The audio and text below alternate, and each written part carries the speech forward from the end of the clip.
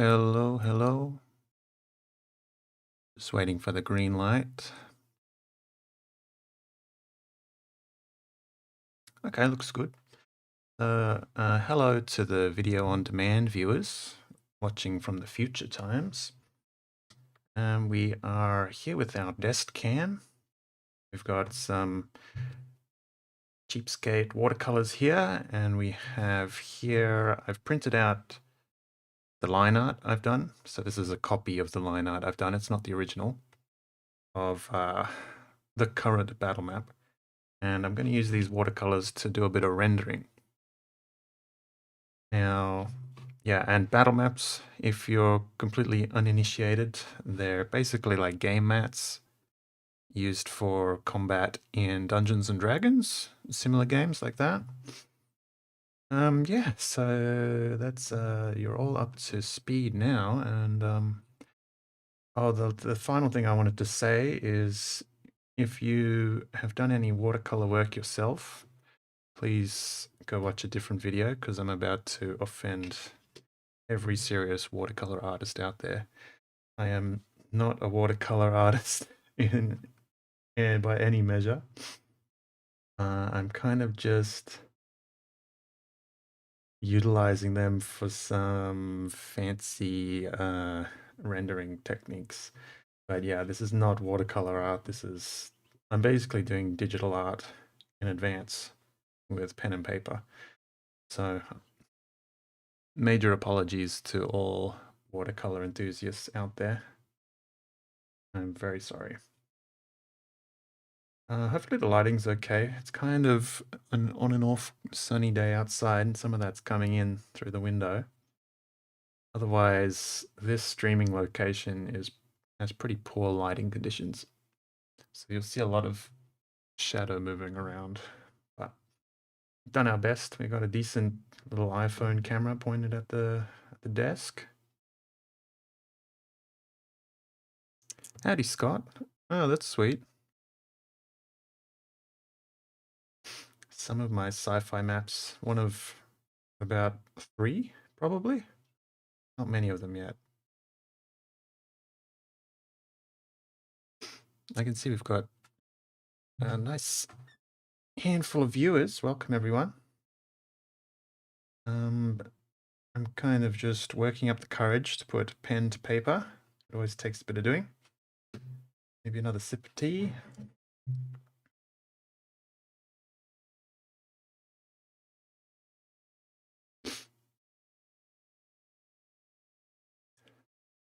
Oh yeah, the laboratory maps. Those are cool. Yeah. I suppose I think of them as cyberpunk maps, but cyberpunk, sci-fi, same thing. I'll just switch the camera here. This is my Photoshop window. So I can show you before we start. This is the the line art that we're going to work on. So I'm doing a bit of shadow work, basically, with my watercolor stuff. Switch back. Plant monsters, nice. Yeah, that overgrown, well, those battle maps, I made the assets, but the battle maps were made by Rudy Full, our map variant artist. She did an amazing job with those, especially. Okay, I'm going to keep one eye on the chat, but I'm going to put my head down now and do what I promised to do. Is there any way I can improve this lighting? It's pretty poor today. Yeah, she'll be right. Final microphone adjustments. Hey, Athala, thanks for saying so. Okay, so I suppose I'll kind of commentate my thought process. Basically, I'm going to do 2 passes. I'm going to do one where we do more distinct, darker shadows, and then we'll do another pass with some watered down watercolor for general directional shadows. general gradient shadows, I suppose.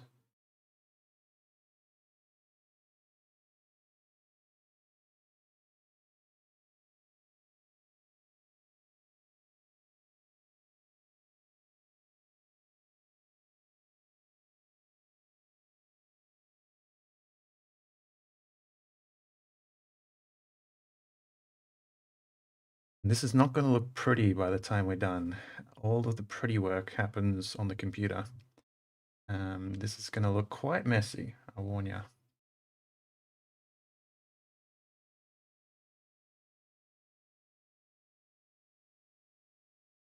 It is a bit of fun.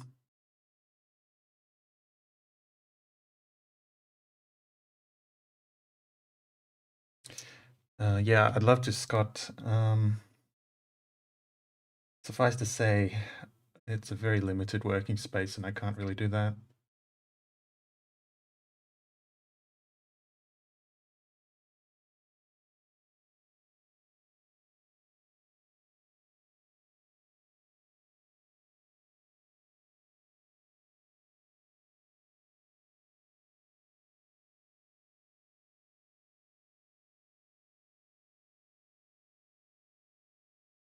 So this isn't watercolor art we're doing, we're just coloring in red.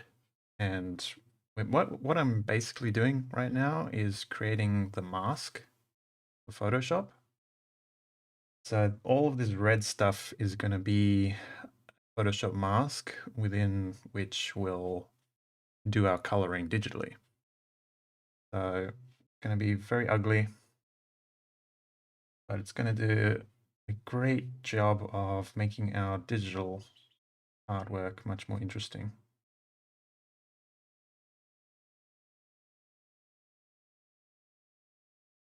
Oh, thanks, Jamie. It's my pleasure. Alec, I see you're tuning in from Facebook. I'm not much of a Facebook expert myself. I think definitely give the page a follow, right?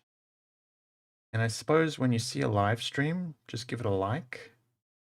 And that should teach Facebook that you want to see more of that kind of content. That would be my guess.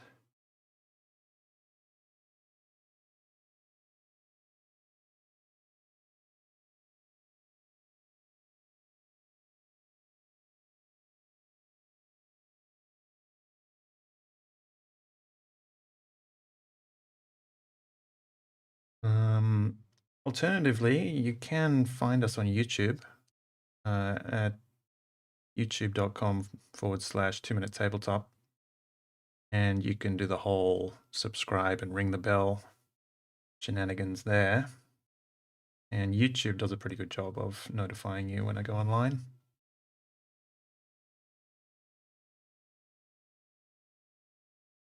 I do also stream on Twitch usually, but not recently. But if you want to give us a follow there, then there's another option. I think, yeah, I've got my socials scrolling along the screen down in the bottom right. So you can find your platform of choice and yeah, go from there.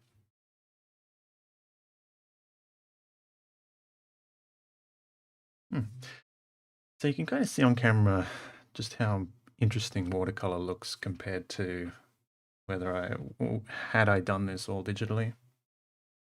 That's why I take the trouble of busting out these watercolor paints. Just a little bit, they're a little bit out of my control, so I can't be too much of a perfectionist with them.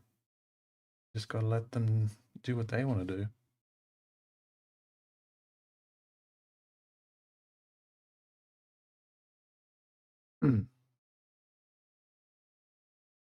Right, I'll see you on YouTube. And you'll also see the replays will appear on YouTube. So yeah, I kind of stream right now all times of the day,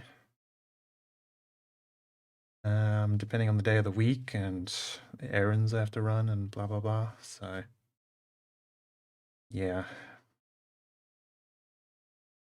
good to be notified rather than trying to depend on me being timely. It looks like we got 20 viewers. Thanks for tuning in, everyone.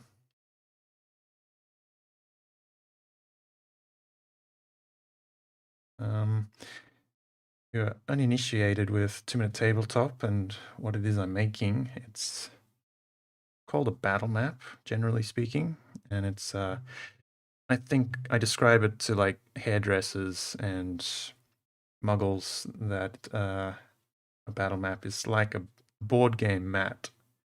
People who play Dungeons and Dragons. It's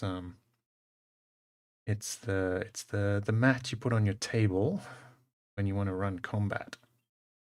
And it's got a grid on it, and everyone runs around and jumps over logs and hides behind trees. And yeah, it's the battlefield in which all the fighting takes place. So this particular battlefield, if we swap back to Photoshop for a moment, we can see it's gonna be this nice stream with kind of a forest in the top edge and a whole bunch of clear cutting has been taking place. A bunch of log piles and stuff. And in the bottom right, we've got a little campsite, which I think will be a cute little potential campsite for the players, right? On their way to wherever they might be going. You can have them camp here and have some angry woodland spirits come out for revenge on the loggers or something like that. And then your players get caught up in it.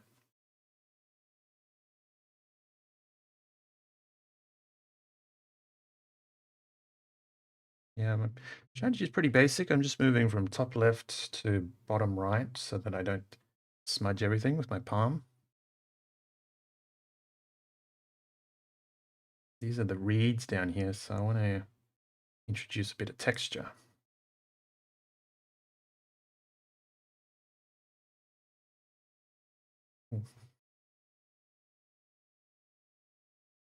Kind of a mixture of texture and just clumps of shadow, you know? This is a relatively recent development in my artistic process. For a long, long time, I'd just been rendering digitally, and that's completely, you can do everything in Photoshop, obviously, but I'm trying to move more and more towards pen and paper, partly because it's just so much more fun to me, and also in large part because the end result just has so much more character, in my opinion.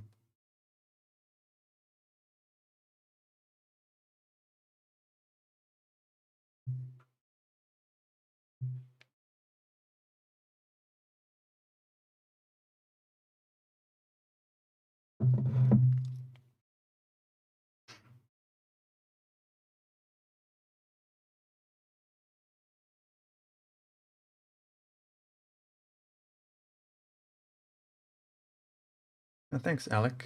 In terms of volunteering maps, we do have a bit of a community gallery that I update every now and then to show off such things. So you can contact us by email on the website if you want to submit stuff to the community gallery on the website. Alternatively, the Patreon community, we have a whole Discord channel, maps like that. And there's a whole bunch of people in the Discord that would much appreciate your submissions. I definitely recommend that unless you're like adverse to Discord or Patreon. But yeah, those are the two channels for it right now.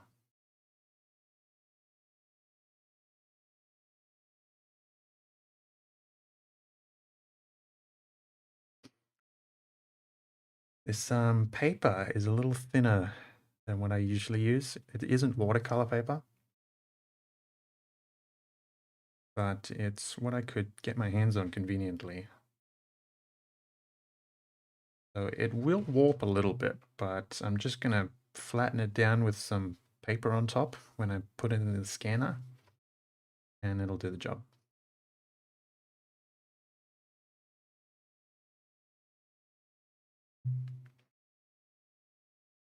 See you there.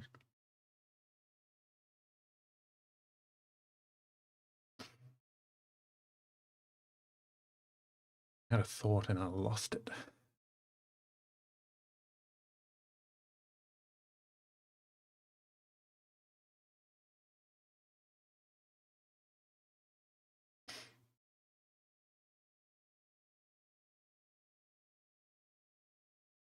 Oh, that was my thought. Yeah, if anybody who jumps in here who does know a thing or two about watercolor and can like suggest some tutorials to me or just tips and tricks, then I'd love to get into watercolor more and more, you know. Obviously what I'm doing here is bare basics and not watercolor art. Let's be clear about that. I'm not making watercolor art here. I'm just doing a digital step with watercolor. Yeah, but I would love to develop these skills, you know?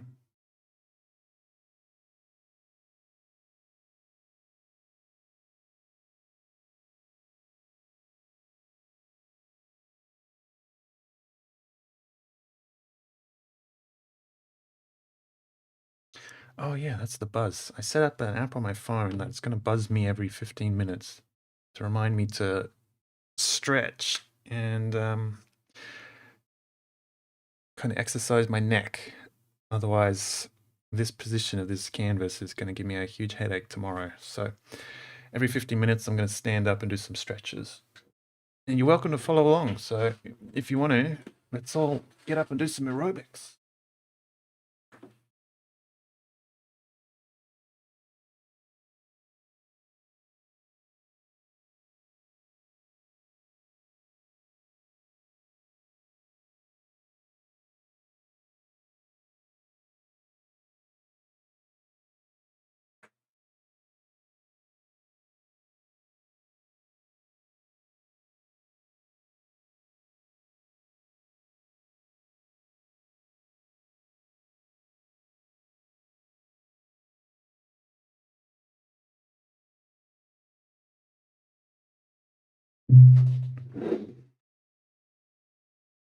Thanks, Bolo, and welcome back to the chat. I remember you from the other day.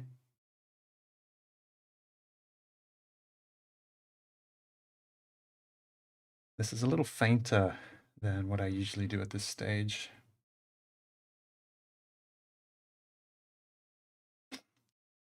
But that's okay.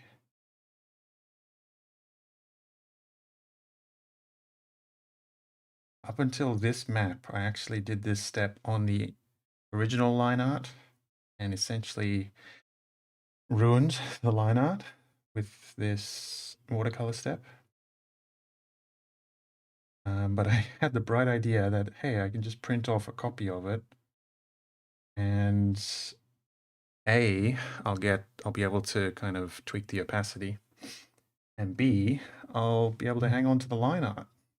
So here we are.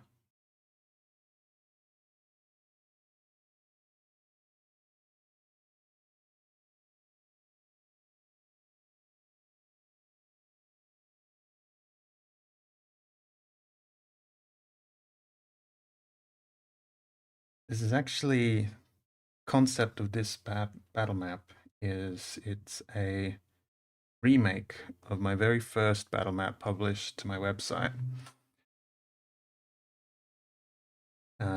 called the Autumn Stream. If you were to crop in on just this central section, you can kind of see the resemblance. And what I've done is I've expanded it and I'm going to apply all of the techniques I've learned in the last 6 years. And it's going to be one of those things that real artists do on Instagram where they say, here's my old work, here's my new work, look how far I've come. That's the hope.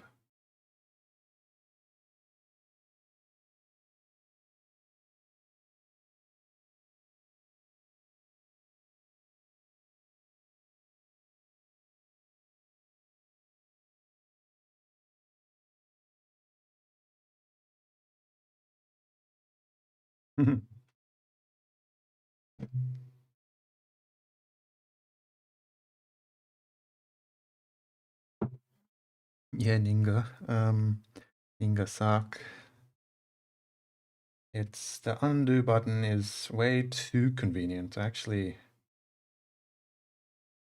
dislike it. It doesn't gel well with my tendencies towards perfectionism.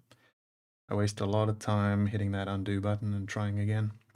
And that's part of the reason why I'm trying to pivot towards pen and paper, physical artwork stuff. Because there's no undo button here, and I have to learn to live with the little mistakes. And it's always the little mistakes and the little smudges and stuff which give an artwork its character, you know? But when I'm painting digitally, as much as I know that, I just can't resist hitting that Control Z.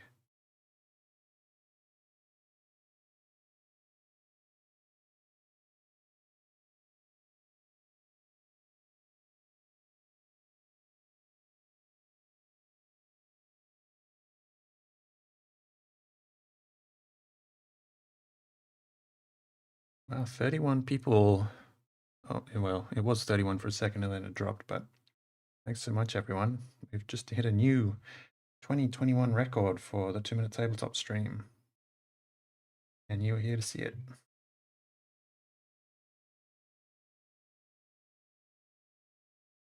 It's a little past 2 p.m. in my part of Australia. And I know this time slot is very inconvenient for viewers from the US, so I'm quite curious where you're all tuning in from, if you're comfortable sharing.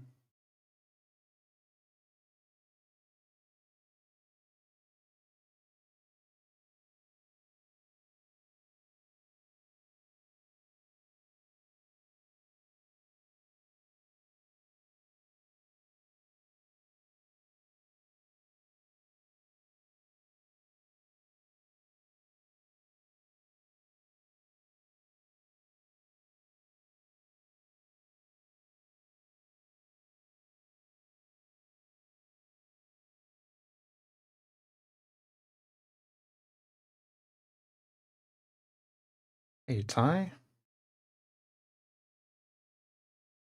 Not sure if there'll be any session tips this stream, but maybe some Photoshop tips.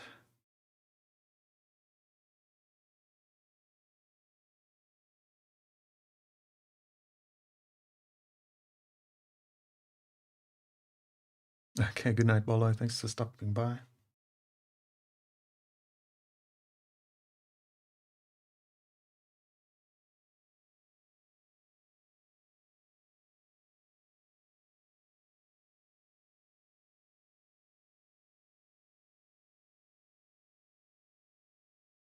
Yeah, I can totally use this layer to introduce some texture on the trees.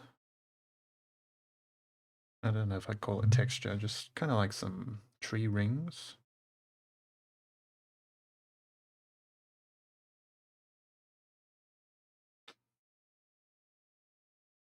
Oh yeah, like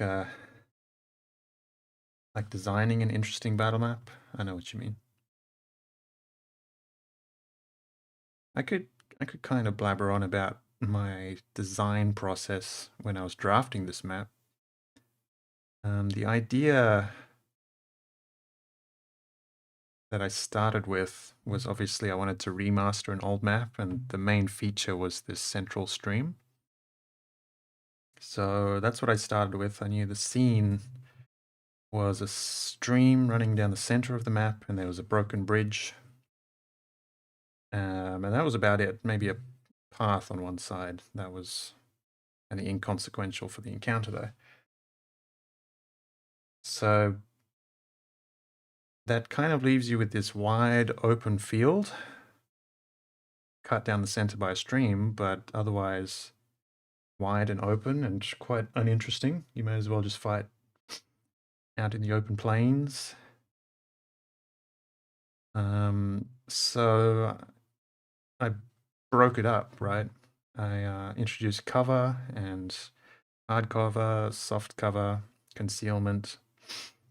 in the form of, excuse me, in the form of log piles or kind of hardcover, stuff you can duck behind and hide behind, and lots of bushes and reeds for soft cover and concealment.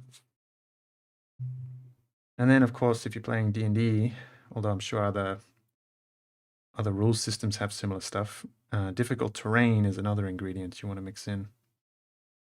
So that's kind of, when I imagine a battle map, it's kind of like a set of ingredients.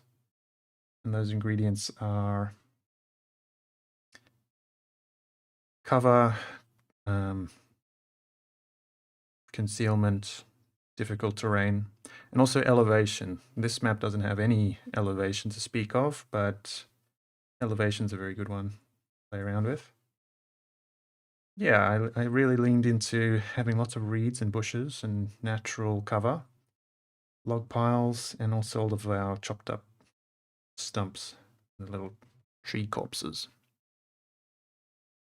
And between all of that, I think we've transformed an otherwise open field into an interesting encounter.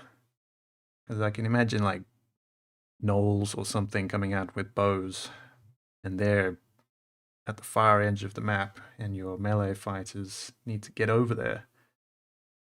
So your melee fighters now can kind of move from cover to cover, and they have to make the decision of how they're going to cross the stream. That was the other thing I introduced, is some distinct opportunities for crossing the stream. They can balance across here or there. They can jump through the debris of the bridge.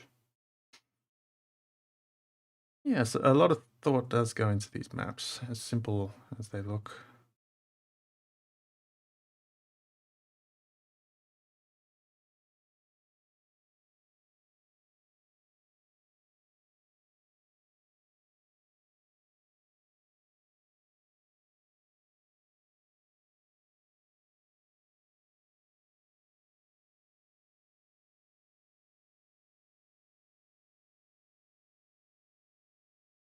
I think I'll go left to right above the stream and then left to right from the bottom, and that'll kind of keep my palm from smudging anything.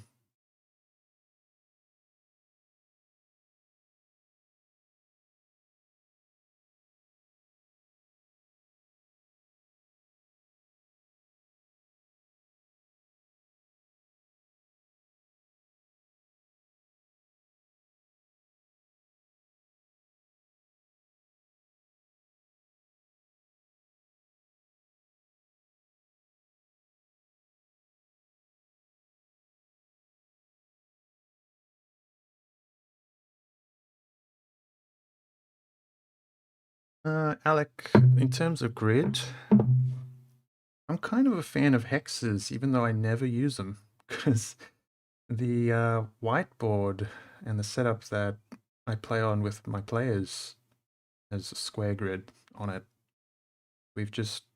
That's what's available to us.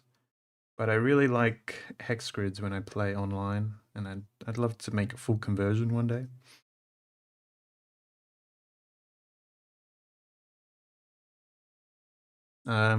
When I do play digitally, I've used a lot of Roll20 in the past, but lately I'm much more a fan of Foundry virtual tabletop.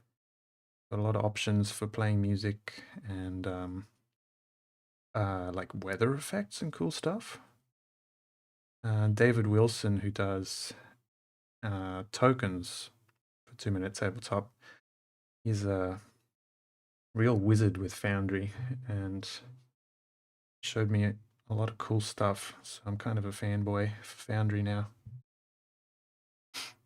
But that said, we do play in person when we can.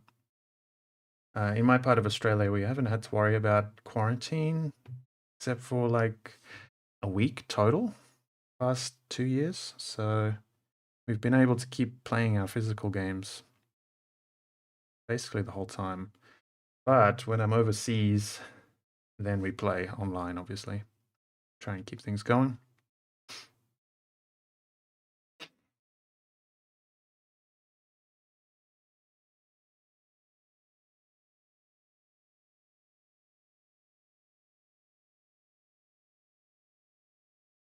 Yeah, Ty, I mean, I make maps for a living, so I know exactly what you mean about running out of steam.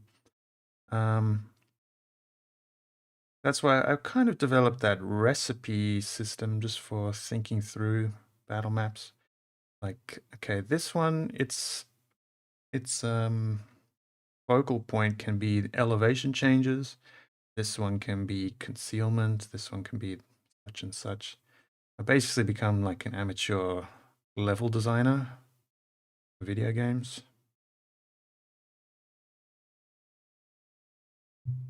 Yeah, but it's always fun. Keeps it fun. Hmm.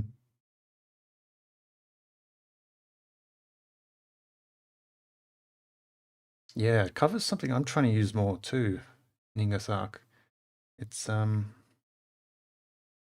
it's one of those things like concentration checks that I kind of forget about way too often.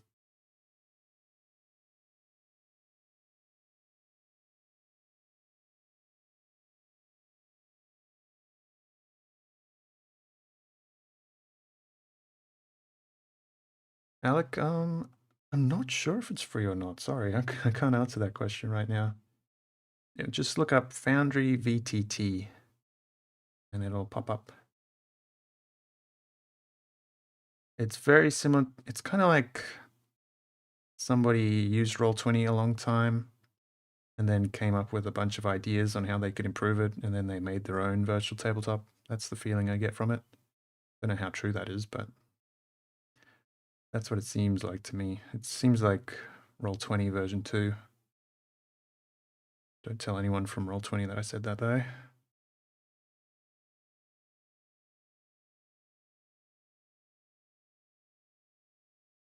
Hmm.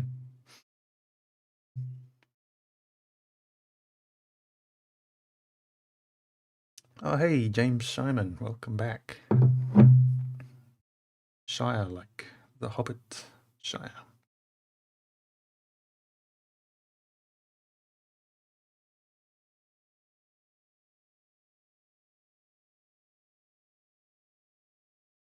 Yeah, Ty, castles. That's a fun one. Are you going like full on fantasy castle, or are you going to try and do a historically plausible castle? That's always the question that comes to my mind.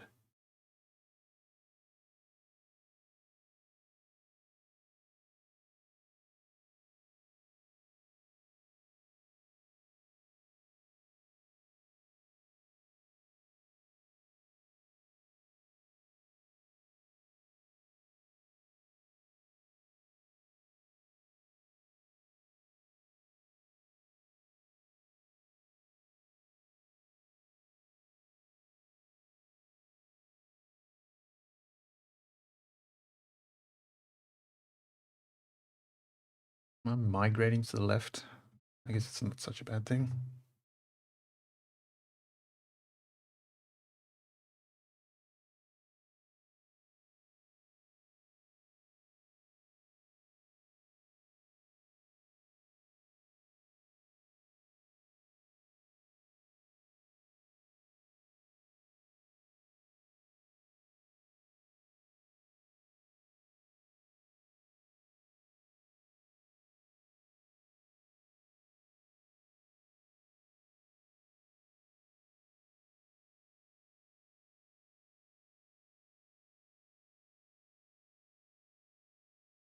Getting a little bit too precious with my brush strokes.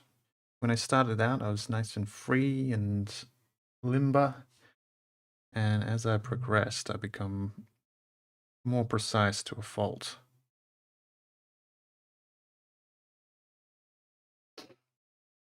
Which is a problem I constantly have is when I move across a canvas doing one thing, often by the time I reach the end, my techniques changed somehow, and the start and the finish look very different. I just got to check in every now and then and make sure I'm being consistent.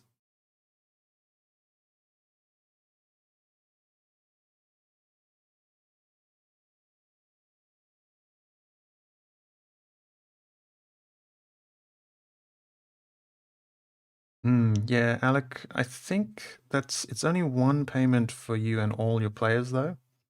So the idea behind that price tag is that you kind of pool your funds, and wonder if you can hear that bird. Yeah, pool your funds and buy it. But I'd recommend checking out some tutorials and showcases and stuff, and then deciding whether or not it's worth it.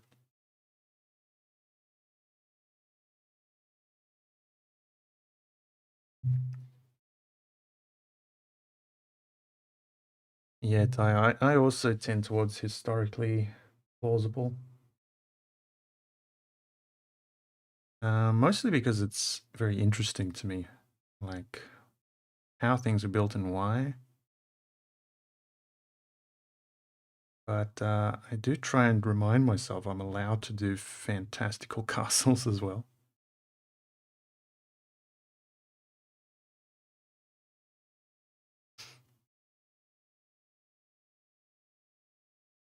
Yeah, yeah, a balance between historical and fun. That's the ideal.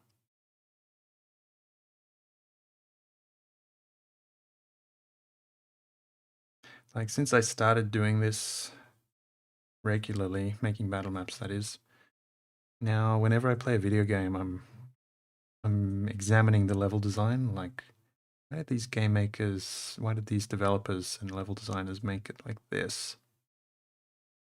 And they're hardly ever historically accurate at all. It's just designed to be fun to maneuver through, fun to have combat in, plenty of open space. That's probably, if you're going to lean towards one side, I'd recommend that.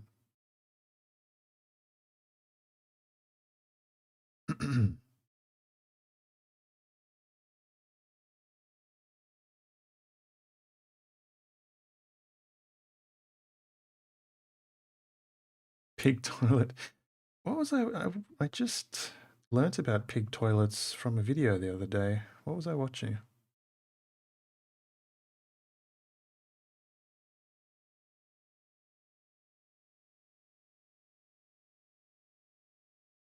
Mm, yeah, I know what you mean, Ty. Level design, game design. When I'm watching YouTube, most often it's that sort of content. Like before I was doing this, my childhood dream was to be a video game designer. So that still interests me heavily. So, and luckily the skills kind of transfer over. So yeah, I watch that sort of stuff all the time. Is this a rock? What was I thinking?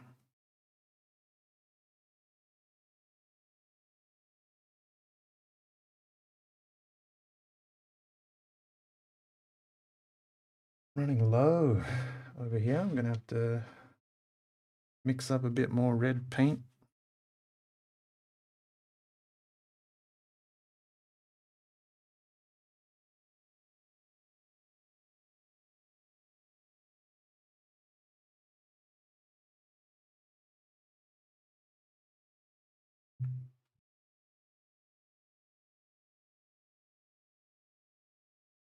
Mm. Yeah, thanks for stopping by. Have a nice sleep.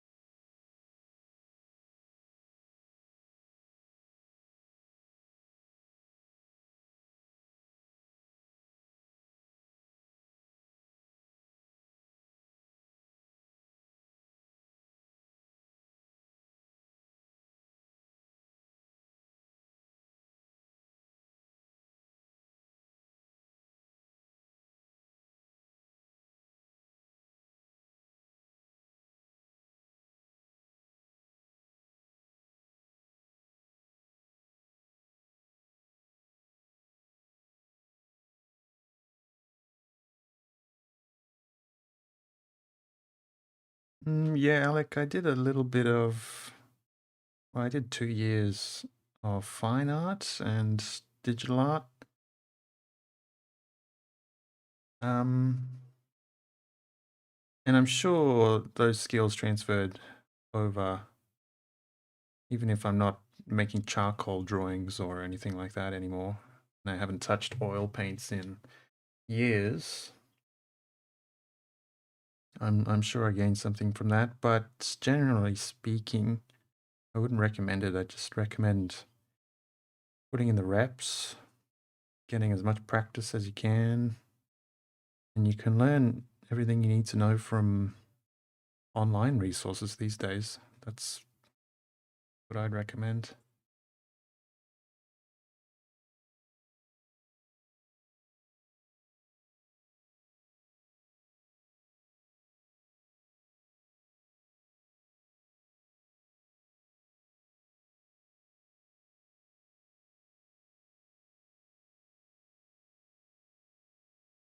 Like the actual certificate piece of paper, I've never used it for anything before.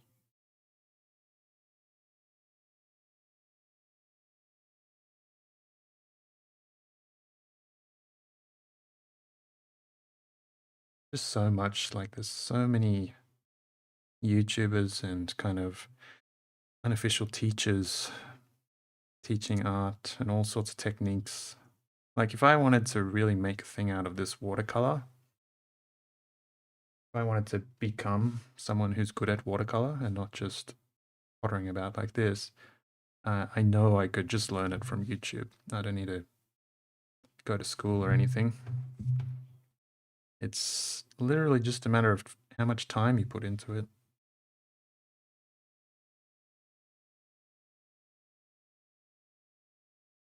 Okay, I got to mix up some more.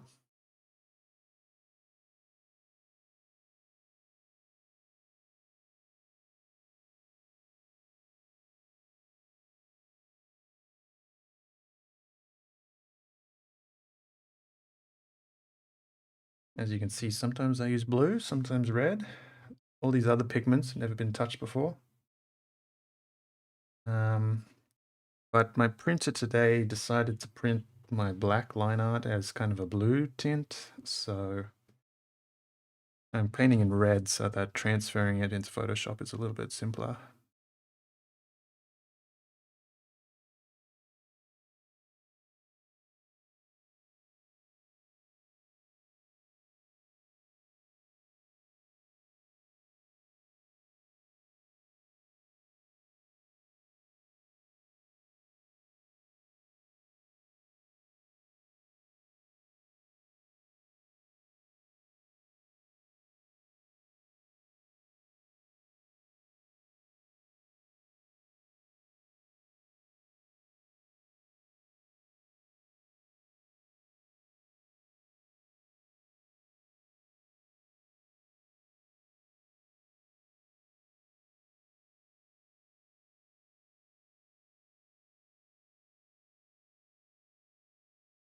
It's an interesting idea, Alec. I have some similar ideas myself, which I'd probably give priority, no offense. But yeah, like game design is still something that interests me. Sometimes in my hobby time slot, I try and learn a little bit more Unity or C Sharp and blah blah blah. Fun. I got some ideas.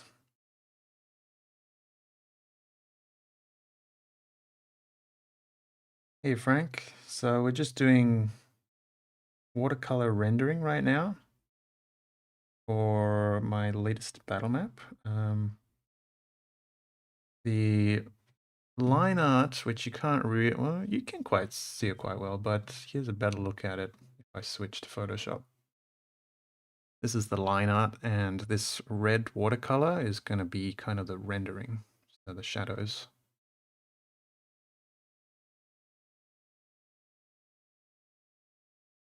And then beyond that, we'll be coloring it digitally in Photoshop and yeah, releasing it on my website along with I think up to like 280 maps now, I think. Over the course of 6 years, we put together that many. Here's another one for the collection. And I gotta say, I really like the way this one's coming on. Might be my new favorite. If I don't sabotage it at some point in the process. Oh, okay, my timer just went off. It's time to stretch our neck. So I'll be back in 20 seconds.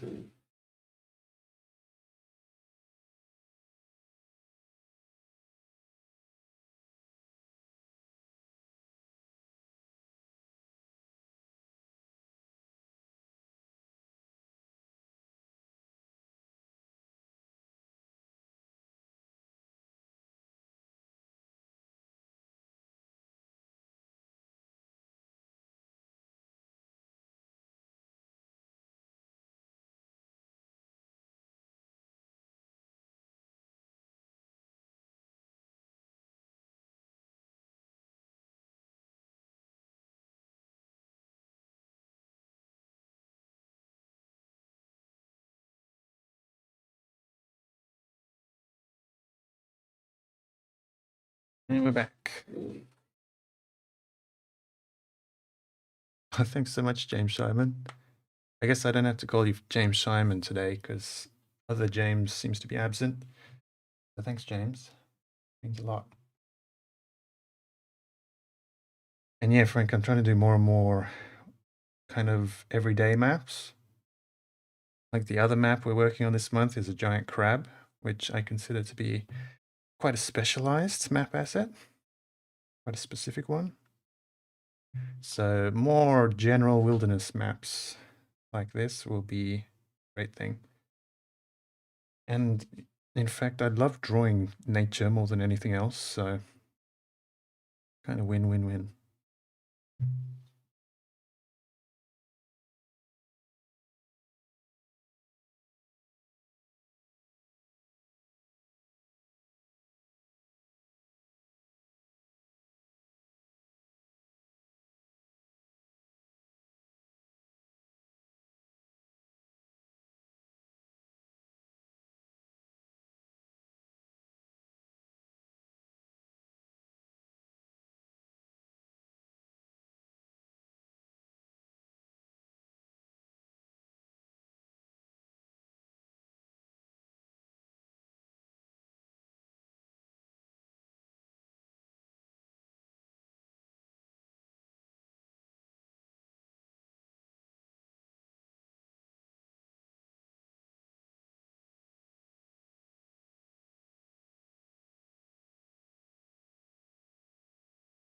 I'd recommend you keep making the maps in Photoshop because making maps in Roll20 with a lot of assets in them is going to cause a lot of network issues with your players and yourself, depending on the machines you're running.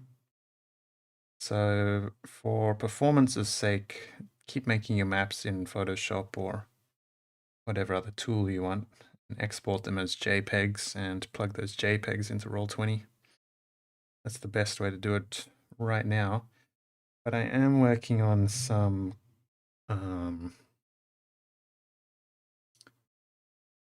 called CSP. I'm working on some CSP tutorials to make it even simpler.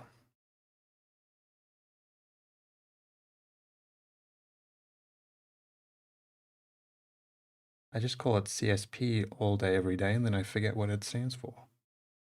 Corel, right? Corel Painter Studio.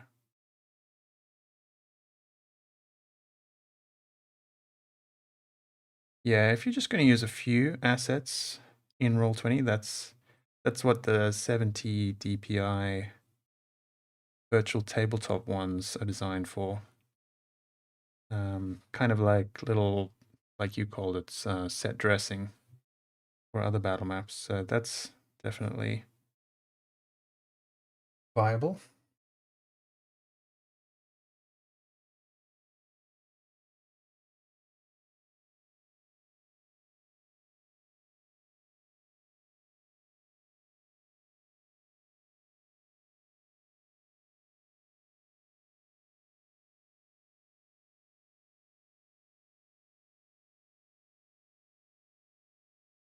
Yeah, Inkscape I've heard of. I haven't played with it myself, but that's probably a good alternative too.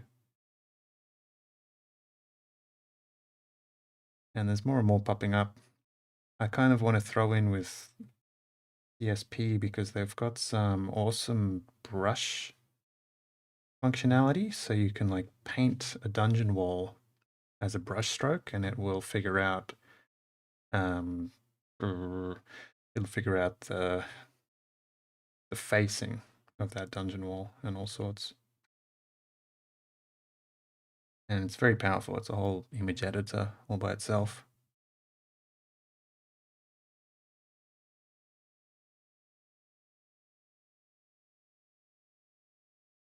I've heard that Forgotten Adventures has made some CSP tutorials already. So if you're interested, that's probably the place to start right now.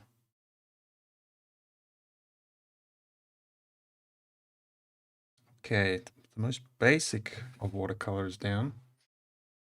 Kind of got less and less saturated as we moved through. And the lighting's bad in this camera. Sorry about that. What can I do about that?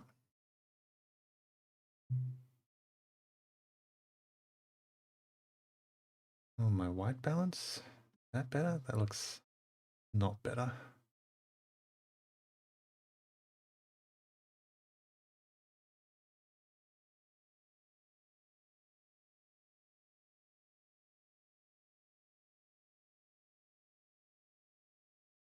Whoa, whoa, whoa.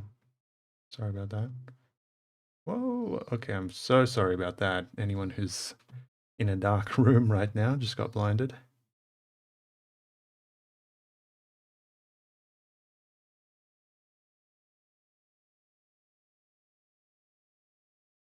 Or white shifted. Yeah, hopefully this is somewhere in between. Looks okay on my monitor. Um,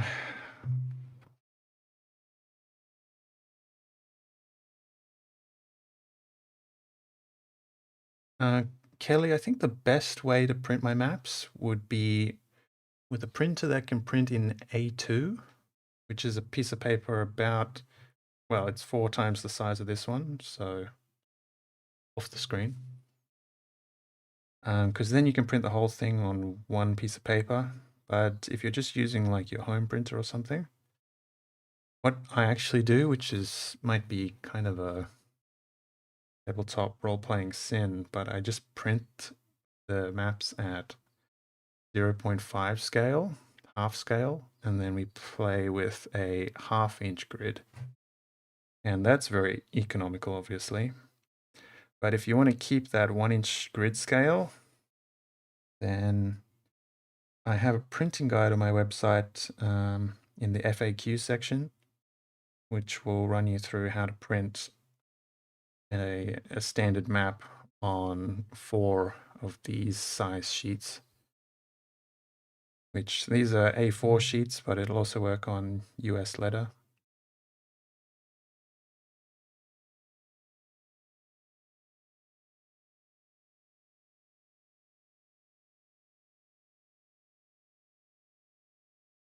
I appreciate the offer, Alec. Right now, I've just got way too much stuff on my plate to consider any additional projects, but I will keep it at the back of my mind. All right, I think we've done. At this point, I'm like strategically leaning on my knuckle in order to paint over here because I'm deathly afraid of smudging. Okay, but yeah, actually, it should be dry enough not to smudge. But this is pretty much done for the simple rendering. And then I'm going to water this down quite a lot, and we're going to use a very watered down paint to add some fainter shadows.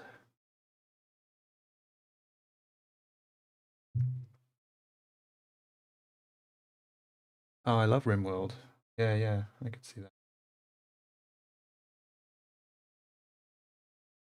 Okay. In theory, got just the right amount of pigment in this brush, and I'm not going to ruin everything.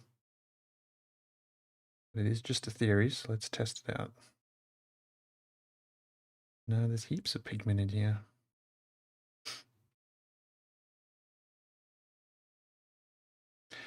I'm not convinced I need to do a faint watercolor layer. I still want to. Yeah, let's do it. Remember when I said I might sabotage this map and it will go from being my favorite one to being ruined? This is probably where it will happen. Nah, I'm just being dramatic. Let's find a safe space to test it out. Here. Yeah, no, this is about right. So this is like daubing on a whole bunch of water. Gonna have to trust me.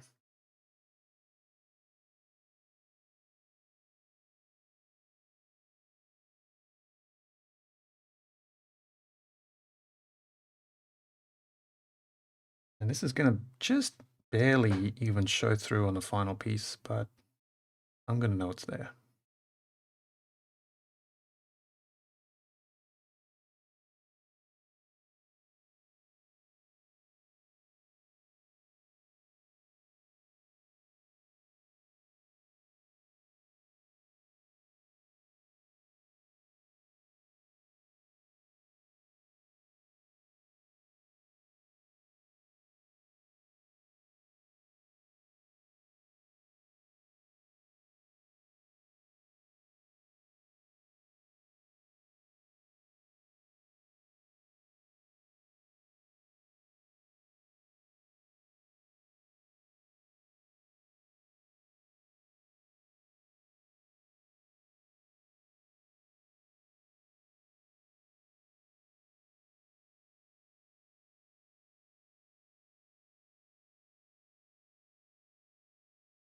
Welcome back, Flow State. This one is a proper battle map, so this is where the tokens we were drawing yesterday will actually do battle.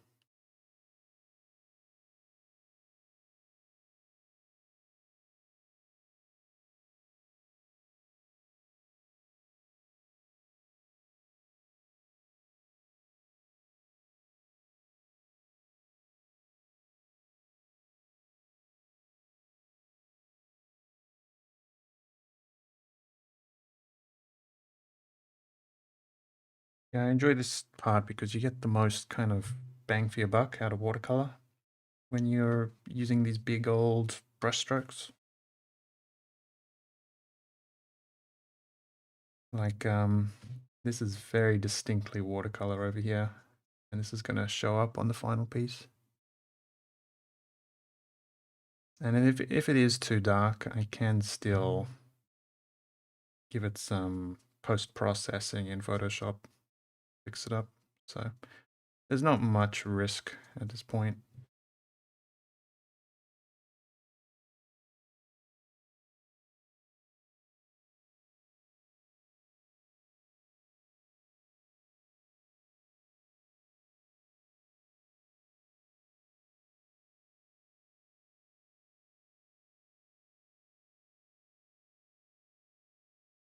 The crab may battle here. Really, the crab can battle wherever you want the crab to be.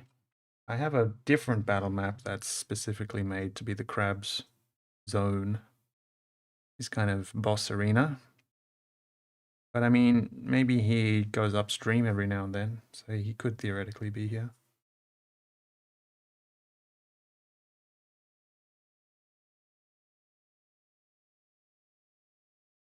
Okay, we're running out of this kind of mixture.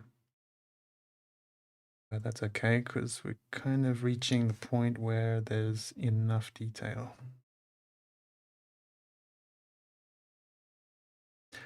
Hmm.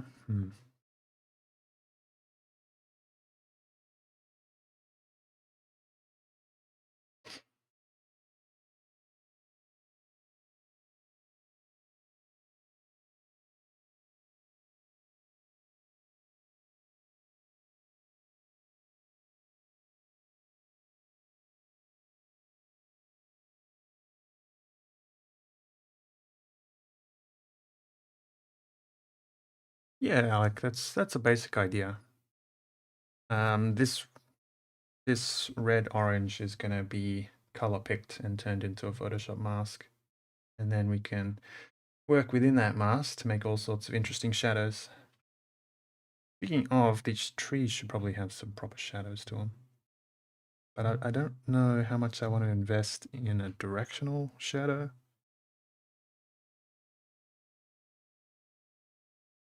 Yeah, something not too crazy, just like that kind of scale.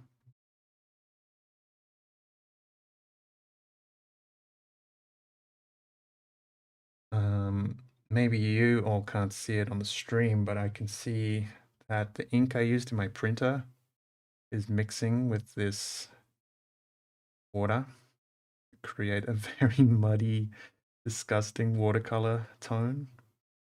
But for the purposes of what we're doing, that's okay. I really should put like a disclaimer on the screen that says not a watercolor artist.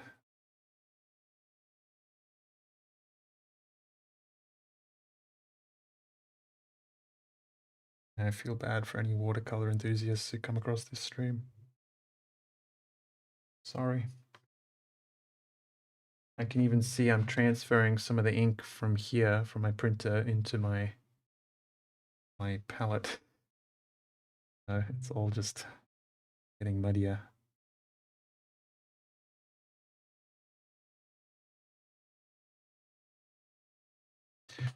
Okay, so if I kind of lean back, look at the distribution of detail, it's feeling just about right.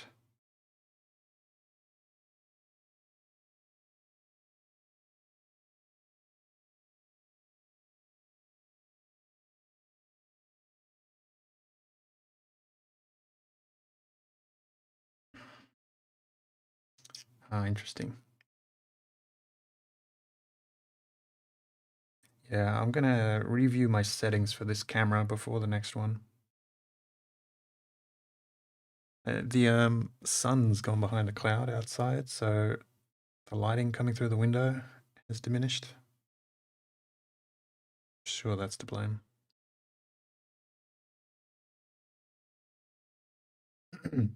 Well, let's use our watercolor to actually color the water. That seems right. Not too much, but just this kind of edging. Kind of the reflection of the reeds is what I'm going for. This is watercolor's forte, right?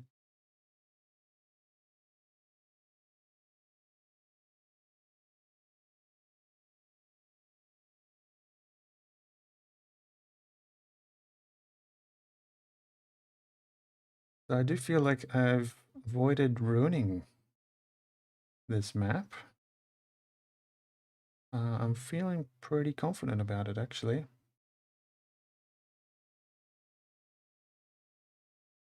And pretty soon I'm going to get up and scan this. We'll give it some time to dry. Might be a good time for a little break. And then we'll come back and jump into Photoshop.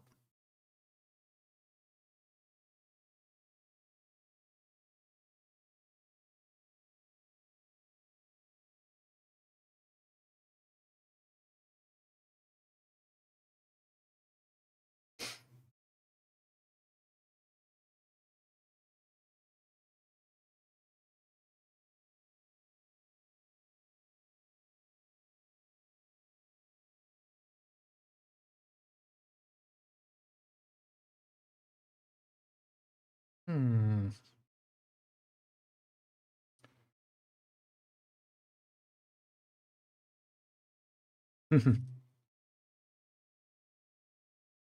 Yeah, yeah. It was a uncharacteristically sunny day today, up until very recently.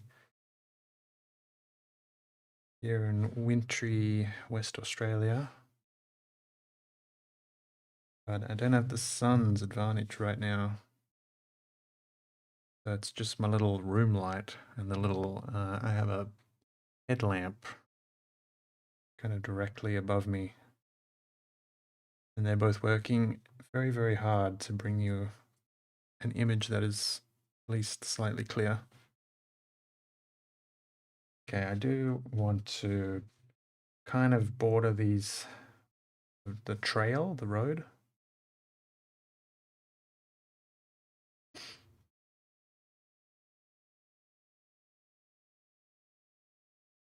Partially.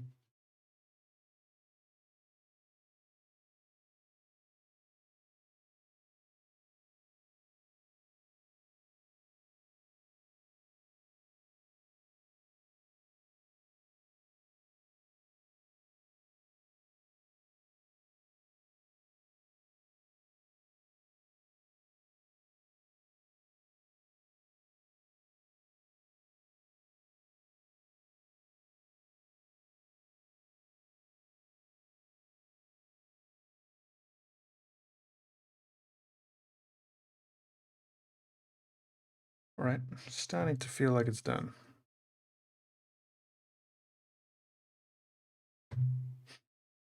We'll do yet more rendering work in Photoshop, so this isn't done. This is just watercolor done. I am running out over here.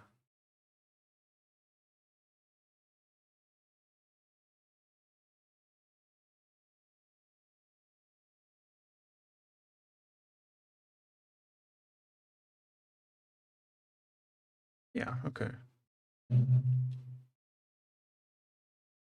Frank, that's actually the theme of last month's maps. So if you go on the website now, you'll see 3 maps on the front page, showing off some maps just like what you said. They join at the edges and they make these mega maps.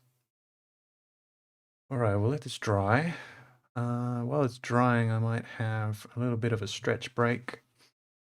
And I'll come back, grab this, scan it, and then we'll jump into Photoshop. I also got to clean out this watercolor brush. Oh, okay. Last chance, Ross. Anything you would change or add?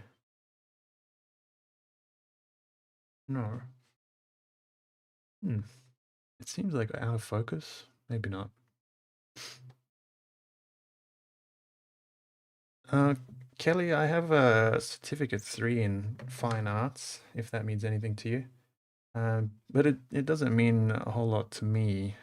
Most of the quote unquote training that I attribute to myself is just drawing constantly and getting a whole bunch of practice. And yeah, that's what I'd recommend is learn from YouTube and Udemy and all sorts of other online resources and just practice. Okay, well, yeah, let's arrange this. I'll do a little be right back message.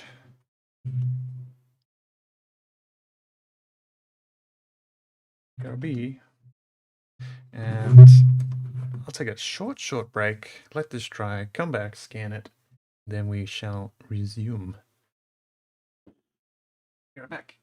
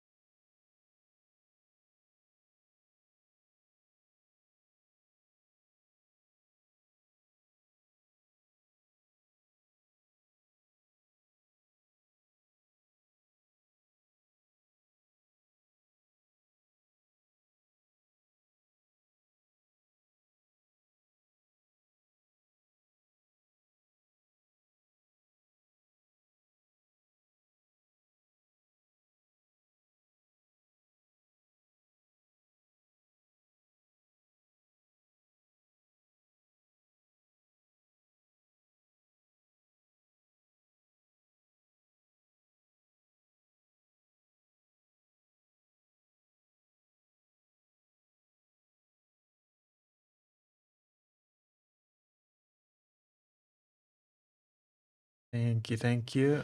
Okay, I'm back momentarily to start the scan. And then I'll run off and clean up this mess.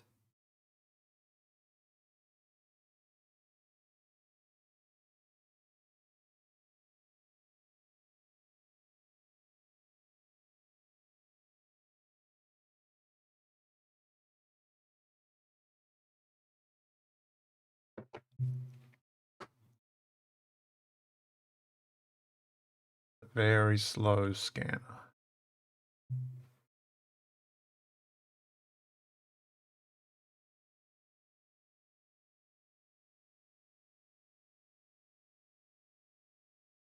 I don't have a camera set up to share this part of the process, but you'll just have to trust me. Very boring anyway.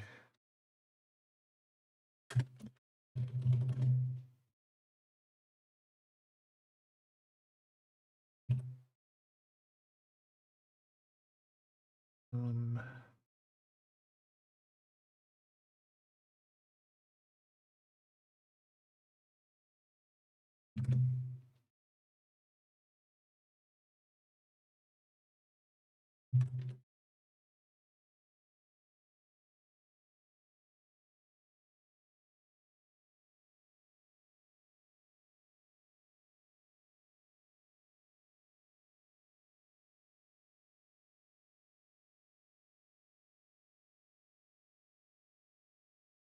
a little better.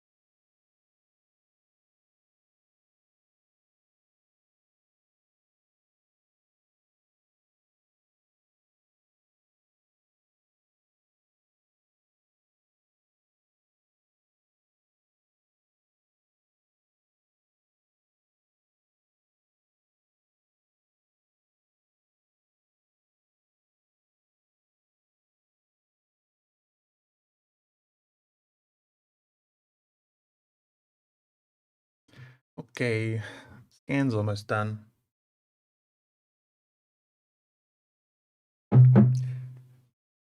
It's a big old 600 dpi scan, so in fact, can I do higher than 600 on this thing? Let me check that. Let me check that.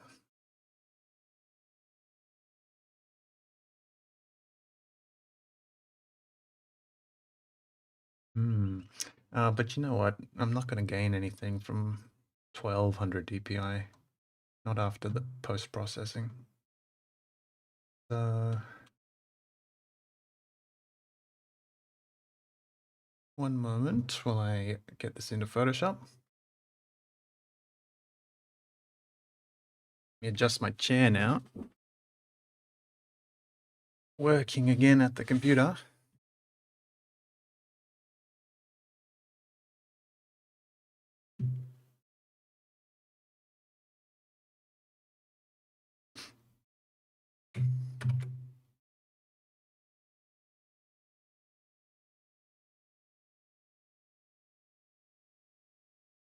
I also change this.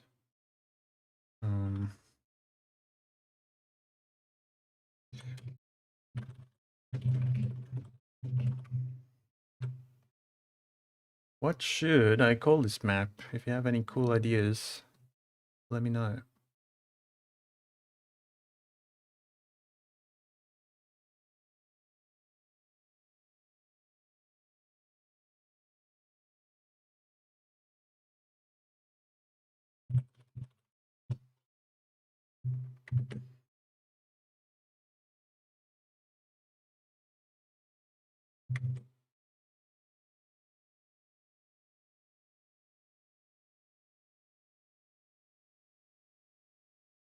Okay, it doesn't look like much, but here it is.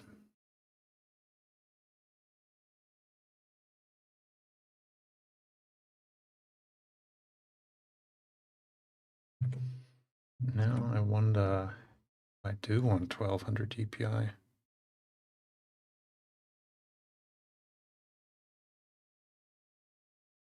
Timberfell. I feel like that's a World of Warcraft zone. Otherwise, great name.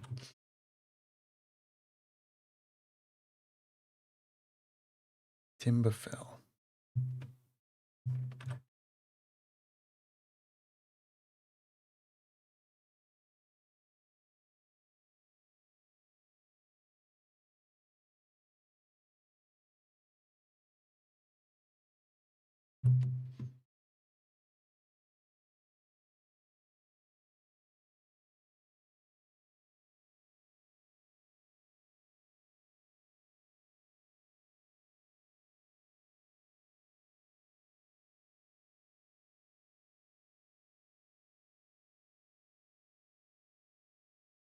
One second.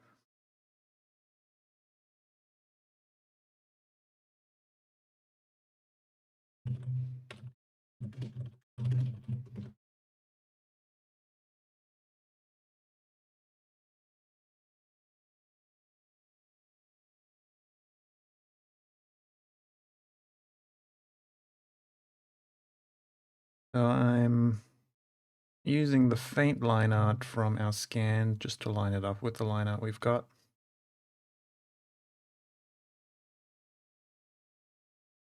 Doesn't have to be doesn't have to be precise. Because ultimately we're just going to strip out the red stuff.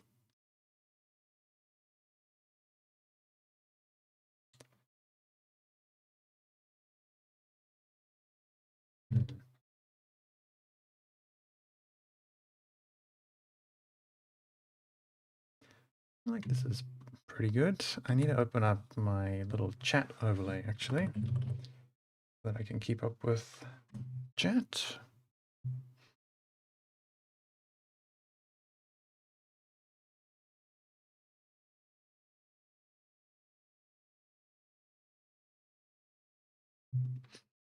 That's better.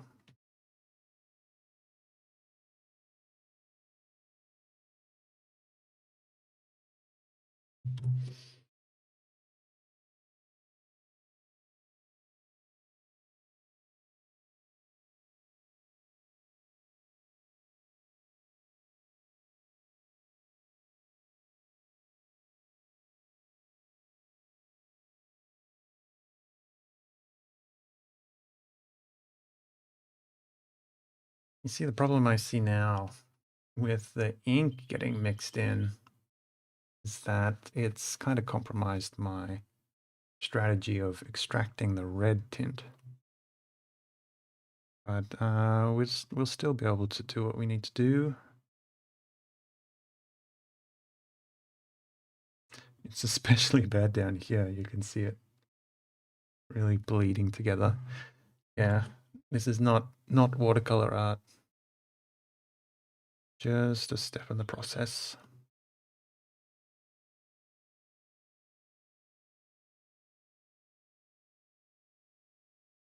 Yeah, this helps.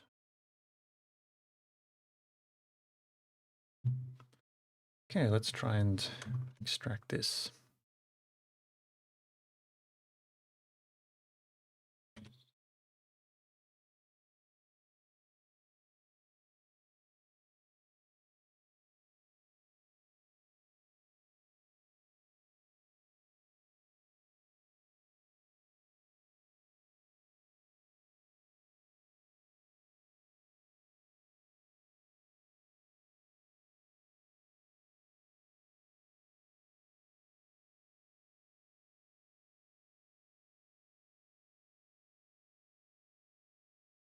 Hmm. There you go. That's pretty much the process.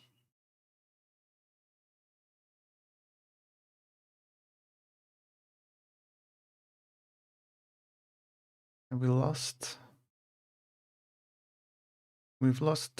a little bit of kind of the watercolor characteristic, the outline.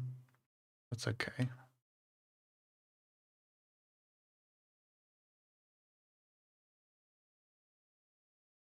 And you can see we've smuggled in just so much texture and imperfections and interesting gradients and whatnot. Just deliberately clumsy shapes. That's why we went through this whole watercolor step. Hmm.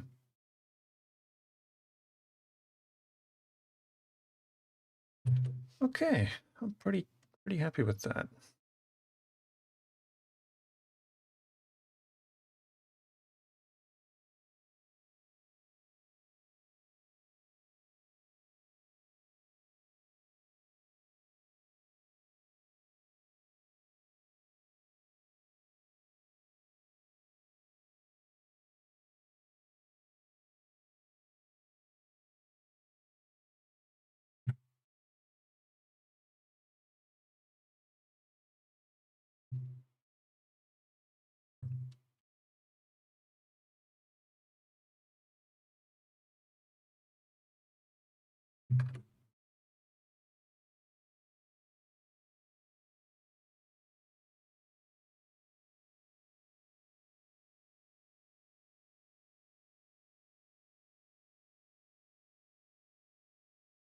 All right, there's kind of our line art plus watercolor combo.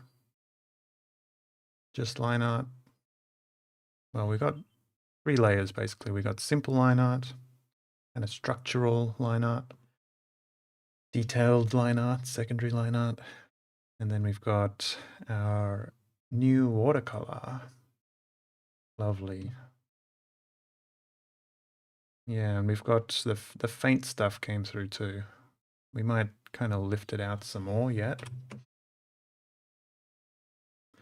But this is cool. This is cool.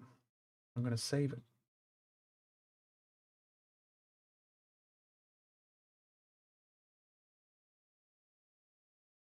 Here's our little camper.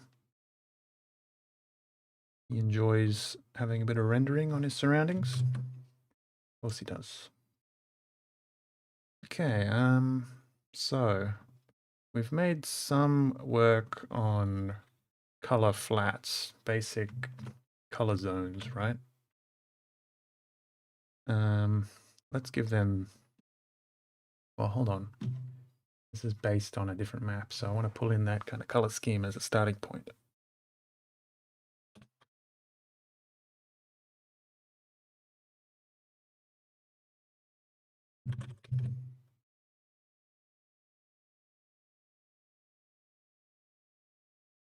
Tight.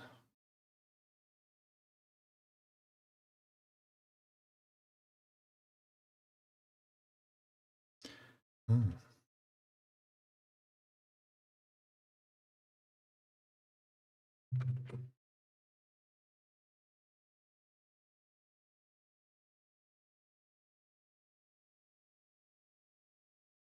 Yeah, so this is our reference. It's not a perfect reference. I mean, it's not a perfect match, but it's just the starting point. And it's going to be the starting point for our color scheme too.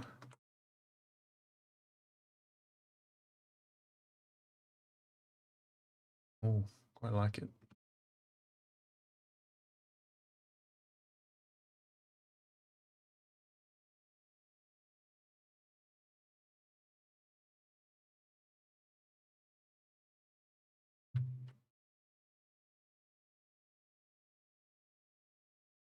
This map you're looking at in the center is about 6 or 7 years old.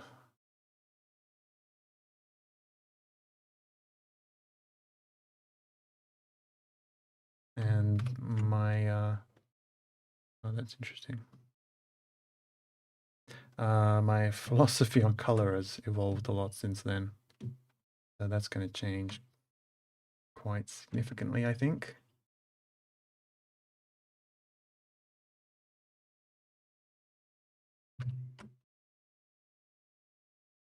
Right.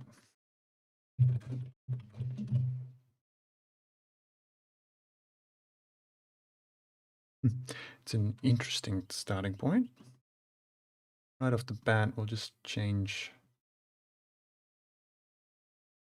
our kind of meta layers, overlays, be something more, something closer to the end product.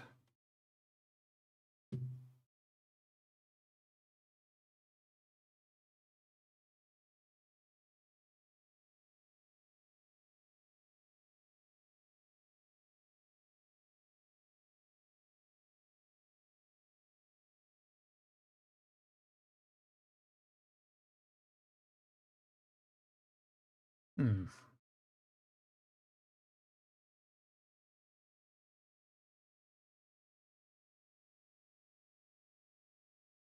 that's much better. So immediately what I want to do is a little bit of layer organization, which isn't going to be interesting to watch, but going to be very necessary.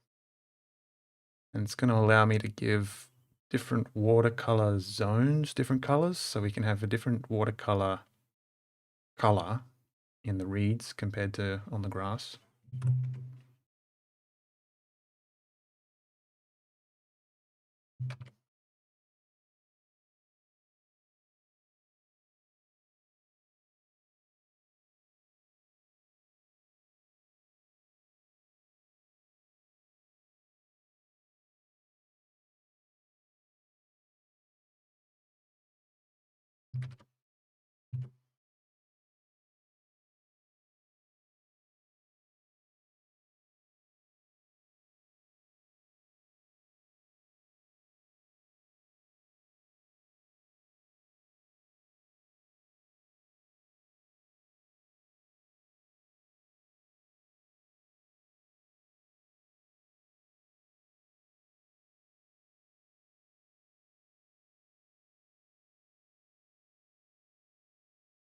We also need a bit of water for our stream. Right now it's all dried up.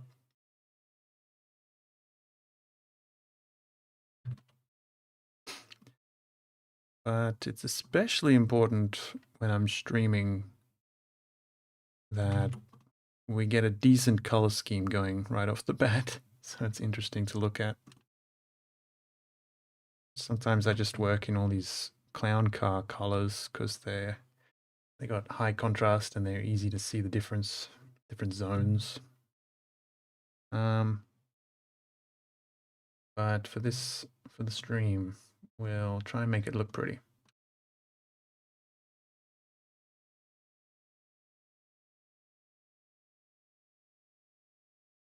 I didn't really put any rendering at all. Watercolor rendering in the road. Might have been a mistake.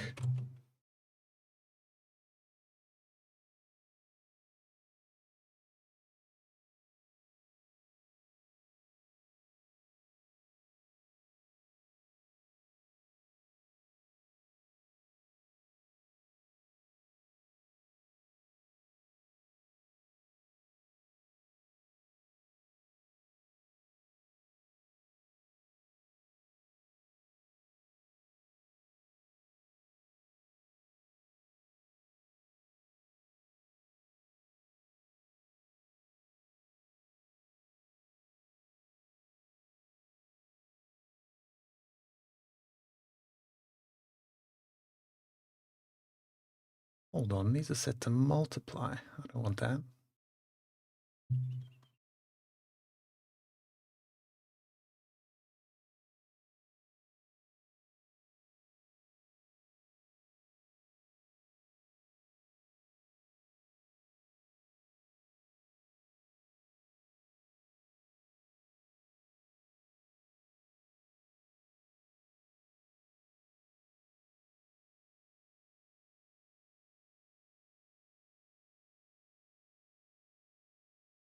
Let's see in here, I'm looking for some nice saturated shadows.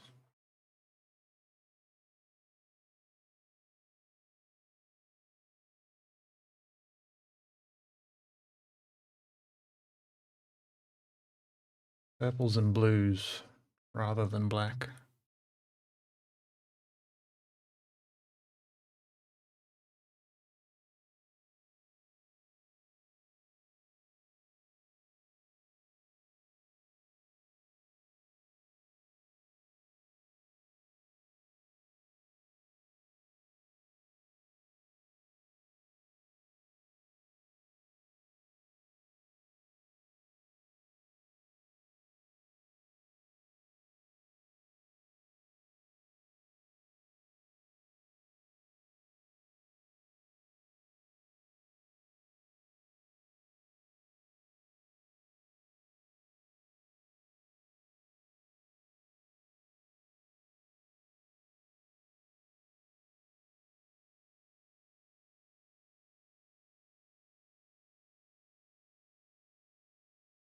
Hmm.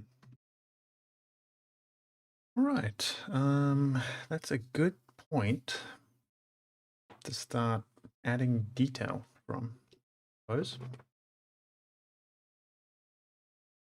Such as putting water in the stream.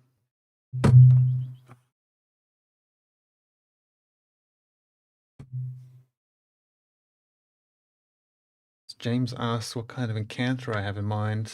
I don't have anything specific. I never really do. I kind of figure it out as I go along. I'm imagining knolls.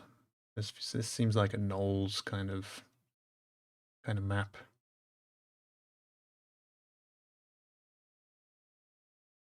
Or the old lumbermen chopping down forest and forest spirits are angry, kind of Princess Mononoke encounter. That could be fun.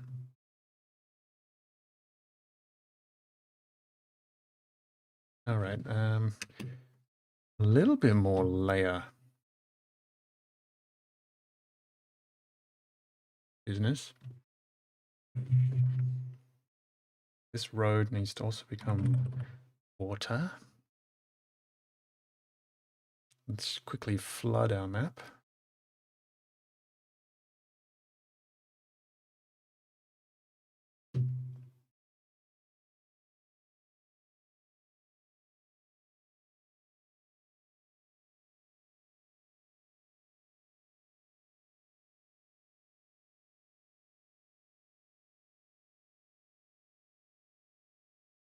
Mm.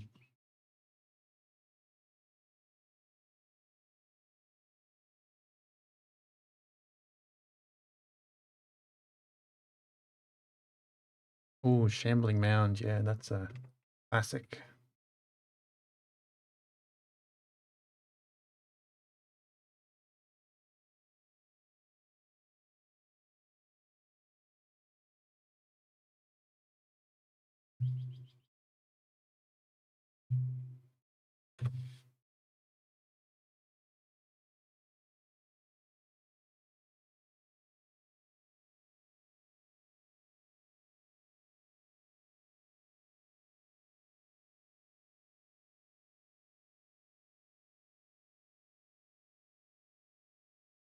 Oh, yeah. Log throwing, Shambling Mound. I like that.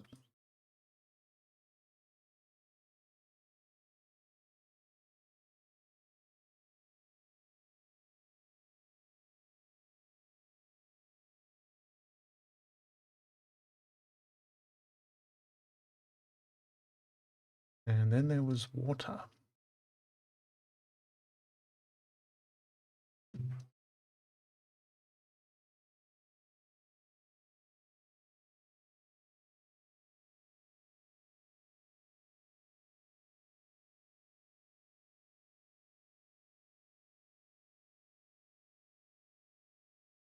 Okay.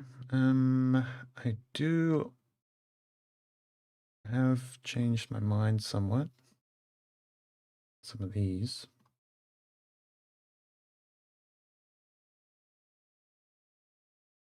Before. These are your ghost tree trunks. So you know while you're under this tree where you can kind of stand and hide. But I will separate our reeds from our trees.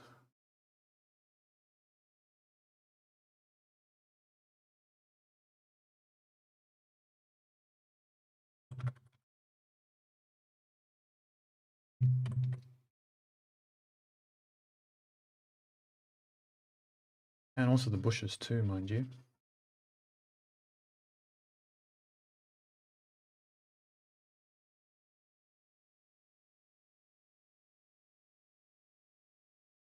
Wow, it's 3:30 already. So we've got a lot of good work done on this map today, but I need to eat something soon, otherwise I'm going to get a headache. So let's just finish up separating the trees, the bushes, and the reeds. I'll use something funky. The bushes, just for now. And yeah, once I've done these, I'm going to go. I'm going to go because I got lots of study to do today and lunch to eat. And I'm also reading MCDM's new book that came out yesterday, Strongholds and Followers. Really enjoying it so far. It's the kind of fantasy that I've been trying for a long time to introduce into my D&D game. And yeah, so I'm excited to read more of that.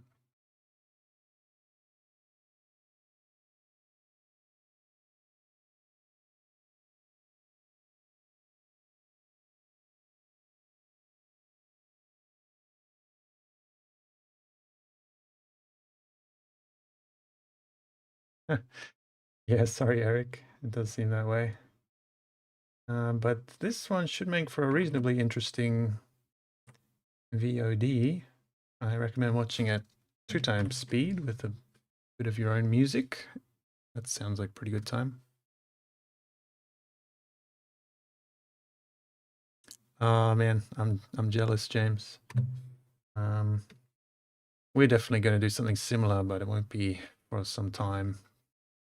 One of our players is very busy. But I am going to start the process of converting some of my NPC realms and villainous domains. Going to be a good time.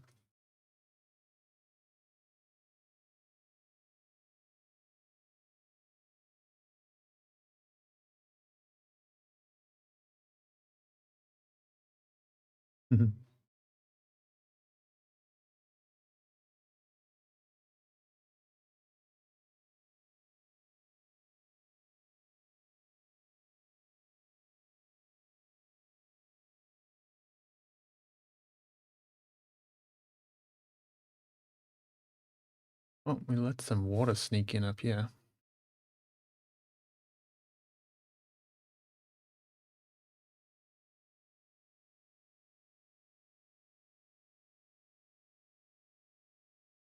And there.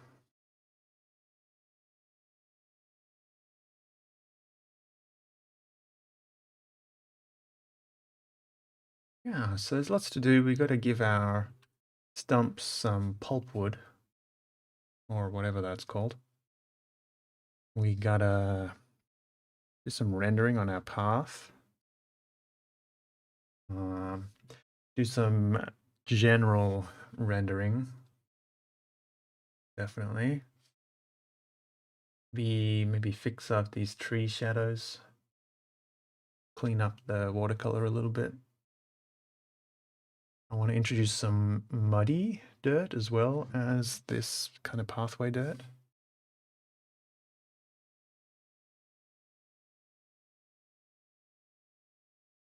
And then I imagine some fun map variants as well.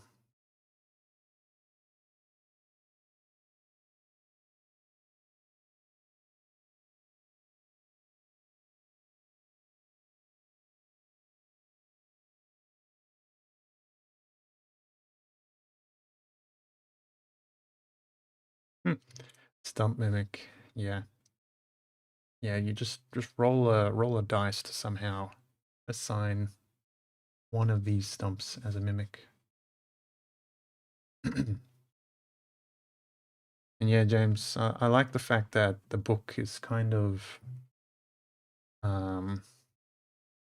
modular, I guess. Like you can play with just the abilities, you can play with just this part, that part. You don't have to opt into the entire experience. You can just play with a small part of it or all of it. I think we'll probably do the same thing and just start with an interesting kind of cross section.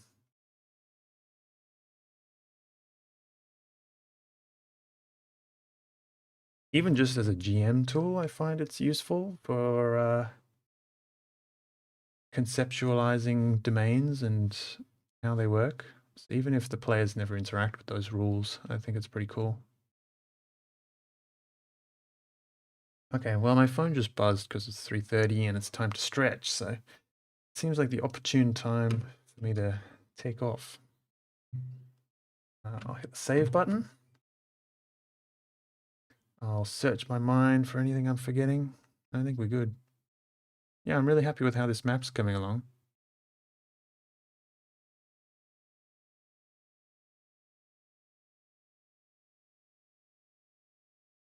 Thanks everyone for tuning in. It's been a fun one, and I'm glad I got that desk cam mostly working and figured out, because before too long we'll be doing more line art, you know. July is almost done, so we'll be doing some August line art. It's going to be a fun stream. But until then, we'll be working on this map, and we've got our crab, and we've got our crab arena.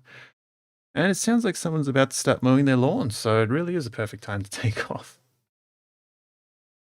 Thanks, everyone. And yeah, catch me next time. I'll be back tomorrow around the same time. Have a good one. And